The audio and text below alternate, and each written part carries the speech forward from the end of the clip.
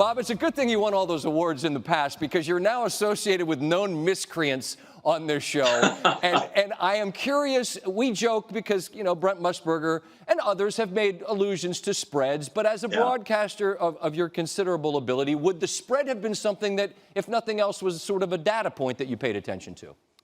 You know, I didn't pay attention to it, Scott, the way Al Michaels does and slyly works in his references, or Brent. And really, perhaps I should have, given my background, because my dad was an inveterate gambler. So when I was 10, 11 years old, I could give you the line on upcoming football games. I could tell you what the line would be on basketball and baseball games. So I would have been aware of it if someone called it to my attention, but it wasn't something that I was into at that time. But as a kid, I was completely aware. And that, sir, is a professional segue back to the year 1965? Correct. This is a reverse bad beat. My dad was an inveterate gambler. He didn't go to casinos or the racetrack.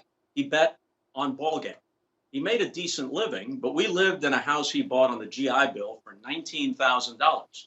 I thought he was a romantic character. I once went with him to a donut shop in Brooklyn in 1966, and the bookie slid a paper bag across the counter. My dad went out, and under a streetlight with me standing next to him, he counted out $14,000 in $100 bills in 1966 and then said, "Come on, let's go to Madison Square Garden. The Knicks are playing tonight." Wow. So I found this much more exciting and interesting than the guy who mowed the lawn every Saturday who lived down the street. My mom, on the other hand, knowing that sometimes the mortgage was riding on whether Whitey Ford could get Al Kaline out or Will Chamberlain could make 2 free throws, she was less enamored of it. Okay, so I'm 13 years old, and it's a Sunday afternoon in 1965, when almost every team played a doubleheader. My dad looks in the paper, and he's already bet on the Yankee and Met games, which we can follow. Naturally. He looks in the paper, and Kansas City, a terrible team, finishing last in a 10-team league, the KCAs, are in Detroit to play a doubleheader against the Tigers. Game 1 looks like 19-year-old rookie Catfish Hunter against Mickey Lolich. Game 2 is John Wyatt against Joe Sparma. My dad picks up the phone, and I hear him say, "Give me the Tigers for a dime if Lolich."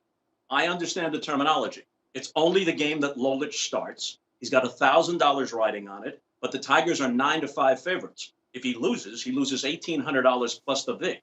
He loses close to $2,000 if the Tigers somehow lose to the A's. He wins $1,000 if the Tigers win. But this is 1965. Not only is there no internet, there's no ESPN, there's no sports phone, there's no cable TV. We are at the mercy of Red Barber and Joe Garagiola and Phil Rizzuto, who are calling the Yankee game on WPIX. In the old Yankee Stadium, the auxiliary scoreboard was vertical. There's a fly ball to right field, and as luck would have it, the Kansas City-Detroit score is at the bottom. And as Roger Maris is under the fly ball, I can see KC 8, Det nothing 2. Oh, no. I say, "Dad, the A's are beating the Tigers 8-0 in the second inning." My father could be incredibly profane, colorfully so. He dropped more F-bombs in the next 10 minutes than you heard in the entire Last Dance 10 episodes. And they were very creative. All right, so he's going off on Mickey Lolich. Effing Mickey Lolich, effing pot-bellied Mickey Lolich, effing overrated SOB, every combination you can think of. And I'm trying not to laugh because I know how angry he is. But his only hope now is if Lolich didn't start the game. Sure. But we can't find that out until Phil Rizzuto at some point says, "Oh, holy cow, Mickey Lolich didn't have it today." Oh. At which point my dad erupts yet again. Lolich did not retire a single batter. He did not get out of the first inning. It was 6-0 after 1, and it was 8-0 after 1.5. But the Tigers got 2 in the second. They got 4 in the third. They got 2 more in the fourth. At which point, as these reports are coming in dribs and drabs, I'm getting more and more excited. My dad says, "Don't move." So I can't go to the kitchen. I can't go to the bathroom. Of course not. I can't move. No. Might break the spell. They get 4 more in the fifth. Here we go. And they lead 12-8, at which point there's no more scoring in the game. The Tigers win the game 12-8. When the final score is announced on the Yankee game, I jump up in exultation and I look at my father. My father was a volatile and emotional man. I'm looking at him, and he's calm as could be. He reaches into a drawer under the coffee table.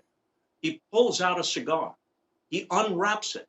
I'm watching him, rapt attention. He unwraps the cigar, lights it, and blows luxuriant smoke rings toward the ceiling. And then he turns to me, and with the look and tone of a man imparting the wisdom of the ages to his son, he says, "Let me tell you something, Robert. This Mickey Lolich is some effing left-handed." Bob, do you understand? There's your reverse bad beat. People always ask me, why is it a bad beat? Isn't it a good win? Well, we have I just heard magnificently told the story of not a bad beat, but a great win. And I'll tell you this on the way out. And you're the baseball historian. Lolich had 496 starts. There were 2 in which he did not record an out, and that was one of them. And your dad won $1,000 on that game. Yep. And according to my dad, it was the best start of his career. Hey, it won him $1,000. It was his best start in your dad's career for Lolich. I hope, Bob, as beautifully told as that story is, we can hear you spinning some yarns this summer on MLB Network. If nothing else, it would be better than diddly and squat and doing this show with me and Steve. You're gracious to do it. We appreciate it. Beautifully told to me once and now beautifully shared with the nation. We appreciate you, Bob. Thanks a lot, Scott. Thank you, Steve. Thanks for watching ESPN on YouTube. For live streaming sports and premium content, subscribe to ESPN+.